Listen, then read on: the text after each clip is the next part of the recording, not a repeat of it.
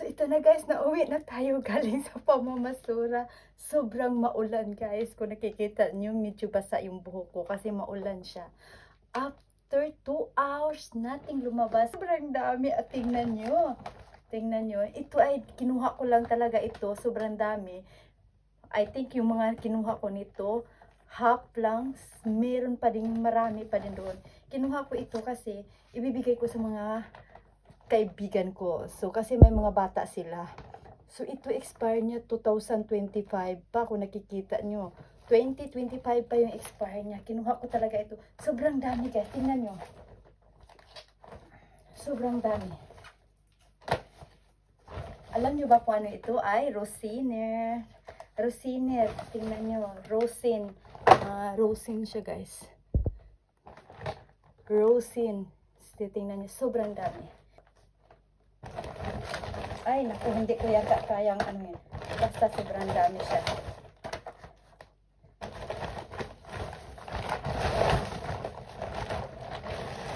Ito lang yata. Pero meron pa, marami pa. Tingnan niyo kung ilan.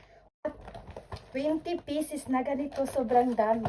Medyo nabasa yung carton kasi medyo maulan kasi. Sobrang dami. So ngayon meron pa. Meron tayong salad. Yan, meron tayong salad. Tapos sobrang fresh na fresh pa kung nakikita nyo. Fresh na fresh yung salad. So, meron din tayo. Kinuha ko na broccoli. Isang broccoli. Tingnan nyo, fresh na fresh yung broccoli. At isang blongkol. Tapos, meron pa. Ipapakita ko sa inyo.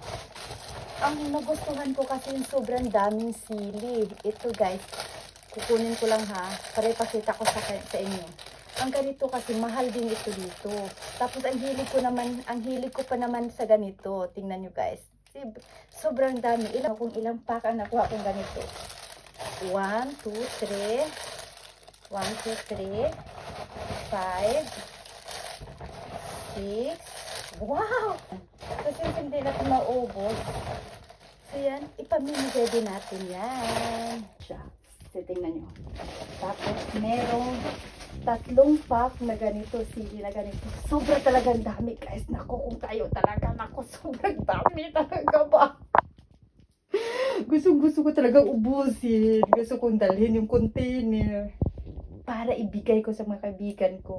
Nasasayangan talaga ako, kaya mas gugustuhin ko na kunin na lang at ibigay. So, ayan po.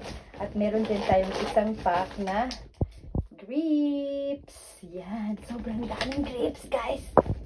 Sobrang daming grapes. Sobrang dami. Mga 20 pieces.